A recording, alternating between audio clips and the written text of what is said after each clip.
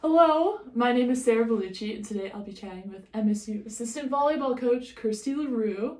She's had quite the career as a player and a coach, and has been super influential in my life. And I'm excited for you guys to get a glimpse into her world. So, CJ, thanks for joining me this afternoon. How are you? I am great. Thanks for having me. Hi, everyone. Yeah. Okay, well, first, we're going to look at your career a little bit. You've been all over the country and even the world as a coach and as a player. I'm going to highlight a few of those places real quick just for the viewers. But she served as the assistant volleyball coach at Texas, Long Beach State, and UNLV, winning a national championship with Texas. Congrats. Thank you. You coached on the national level for the U.S. program for the past couple of years. Mm-hmm. And as a player, you represented the United States and played overseas professionally in places like Turkey, France, and Japan. Crazy. Yeah. But my first question focuses on your playing experience. What was it like living overseas, and what were some of the biggest things you learned about yourself while you were over there? It was incredible. I mean, graduating from college, I had really never been out of the West Coast. Whoa. Yeah, I took my first plane when I was playing club at like 16. Oh my gosh. And so to go from that to living in countries like Azerbaijan, right? I don't know where that I know, is. everyone has to Google it now. But it was absolutely amazing. It taught me how to get really mindful with routines, how to get connected with people I love in a major way. Because I think when you're in America, you just have everything at your fingertips. Yeah. I had to seek out happiness, community, the foods I really wanted to eat.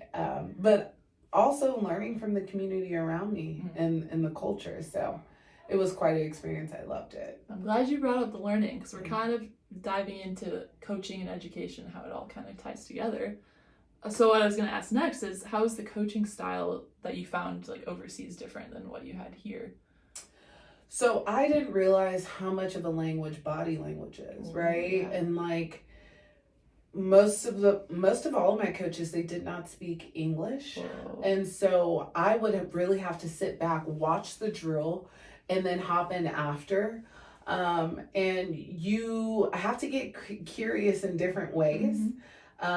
You pick up on tone of like, are they angry? Is this a sense of urgency? What needs to happen? And I think what it caused me to do in my game was I was communicating not only with my voice, but my body language as to like, wow.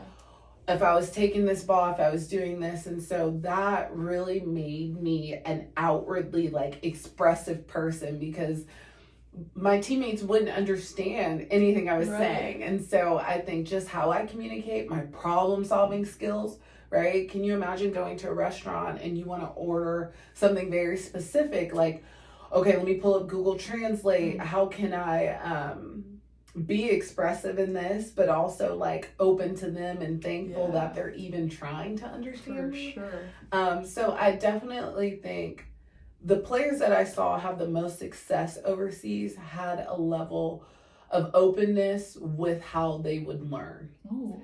If they were very closed-minded and had to learn a certain type of way for it to be digestible for them, they struggled. Depression set in. They didn't have a great time. They weren't as resilient. So wow. I would say you would just have to be really open to learning in many different ways. That's very cool. I'm sure all of us can learn from that. Mm-hmm. So kind of taking what you learned there, how would you describe your coaching style now? Have you pulled from what you've learned there and other coaches that you've coached alongside?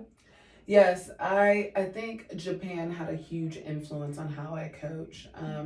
Part of just Japanese culture is being consistent with your routine, right? Yeah. Being predictable in it. And so I really pride myself on showing up every day with the same type of attitude, right? Not being a roller coaster. And then as far as like coaching styles that I really take with me from overseas is just showing emotion when emotion is needed, right? So like if there is a situation that evokes anger or disappointment, like being very clear in it, not being in between emotions, Right. like just being clear there. And I would say, just from like a statistic perspective and visual learning, that's been a big one. So, how I break down video, how I come up with a game plan.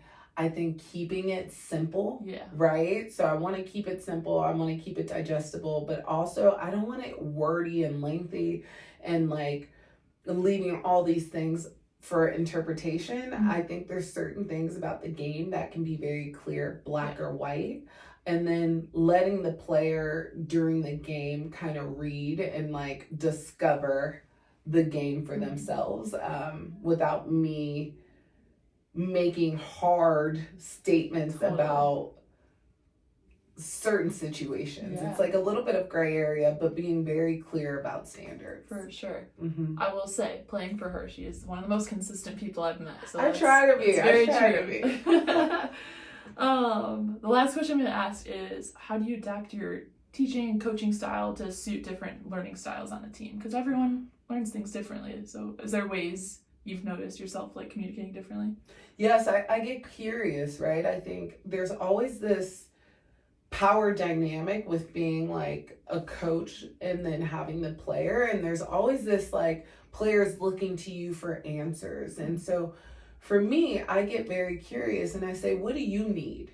And I observe before I just jump on in and make assumptions, and knowing that everyone comes from different backgrounds, everyone has different blockers as learners, right? And so I think asking the questions, but also like just watching and analyzing, like, okay, well, I said this today and they were able to make this adjustment. And I think also knowing, like, if your player's a visual learner, can you just say it and then they make those big adjustments?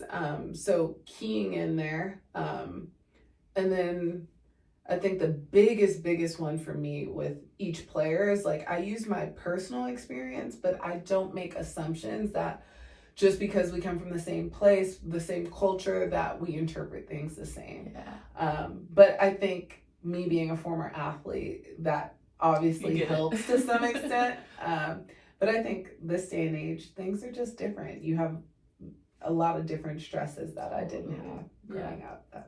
Well, so cool. Thank you so much for your Of time. course. I feel like what I took from that is just stay curious, which I think is Stay curious. what CJ does. Thank you. Thank you.